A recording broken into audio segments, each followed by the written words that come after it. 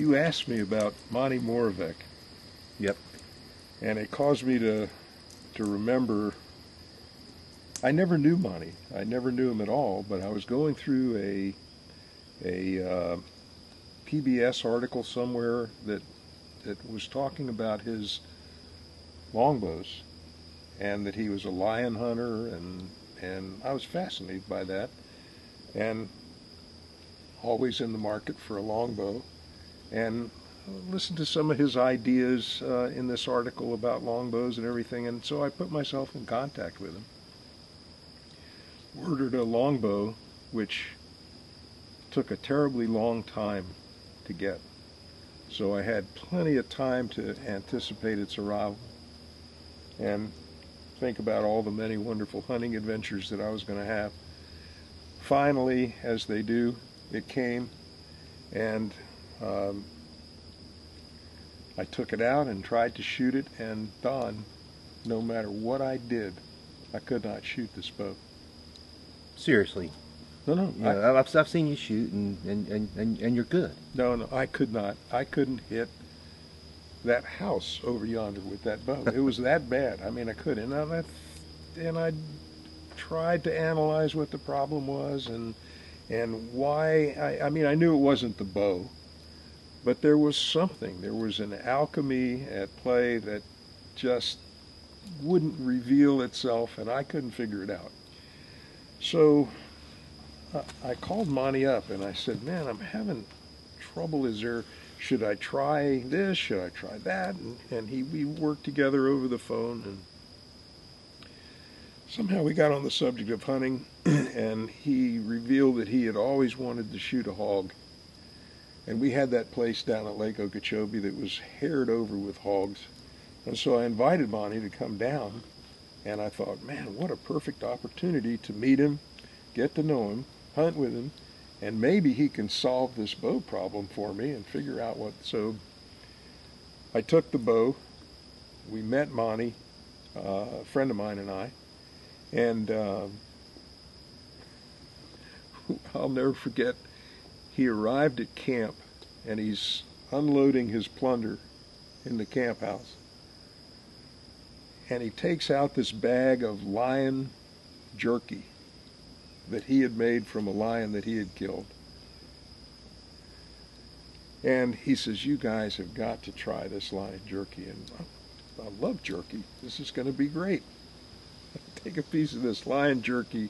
And you ever had these things that you put in your mouth, and the more you chew them and expect them to go away, the bigger they get, and they begin to...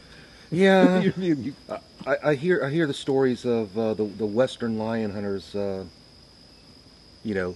touting the praises of how good lion meat is, and I'm not sure that it's just not a joke on us Eastern hunters in some form or fashion. No, but it was terrible. I mean, for me, it was terrible. But trying to be nice to Monty, we managed to consume a little bit of it after a time, and oh man, you hear those sandhills? Yep. Music right there. I get to hear that every morning. Anyway, Monty was a really, really, really convivial guy. We had a lot of fun. And in the end, he was not able to solve this problem with the bow. I was not able to shoot that bow. And we worked on it together, and he was a marvelous archer and very good coach. He made a marvelous longbow. I mean, his bows are legendary. Oh, yeah. It was a fabulous bow. Anyway, we introduced him to a hog the next morning, and it was so funny to see a guy that hunted lions, how timorous he was with the hog. I guess he had heard all these stories about wild hogs and how dangerous they were, and I mean, he tiptoed around and finally did kill a really nice boar hog. And we had a chance to spend 3 or 4 days together in the woods, and you know how that goes. I mean, bonds form there that would never form anywhere else. And finally he left. This was back a number of years ago. Remember when the what's that little tool that has knives and The Leatherman. Leatherman The tool. Leatherman, Yeah. that had just come out, and he had one, and he took it out in camp and did something with it, and we just looked at that thing and went, "Oh my God, what a wonderful thing!" And he explained it to us and everything. Well, anyway, then he leaves, he goes home, and a few days later, I'm going through my haversack that I carry hunting, and I opened it up to get something out of there, and there was that Leatherman tool. He had left it in the Leatherman in my hunting haversack for me, and I guess it was probably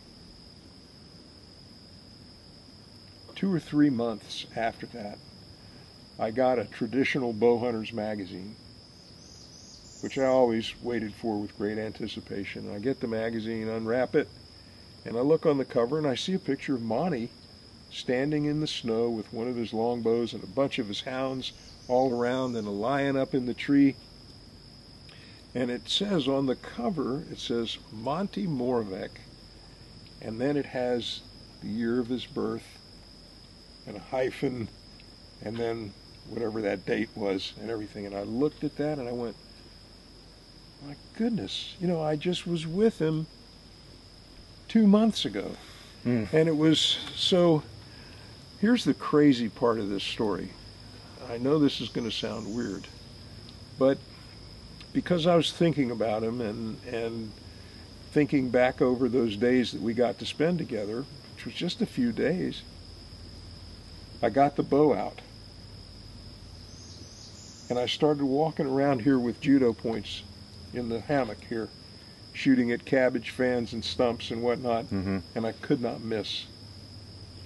I mean, there's something. It's, Maybe you can explain that. I wish I could. His bows were legendary.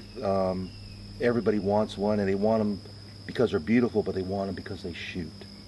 And maybe just, the thinking of him, the somberness of the moment. Maybe we're not supposed to know.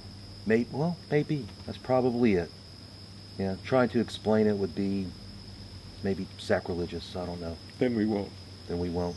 But I do know a fella who would love to see and could probably put that bow to good use.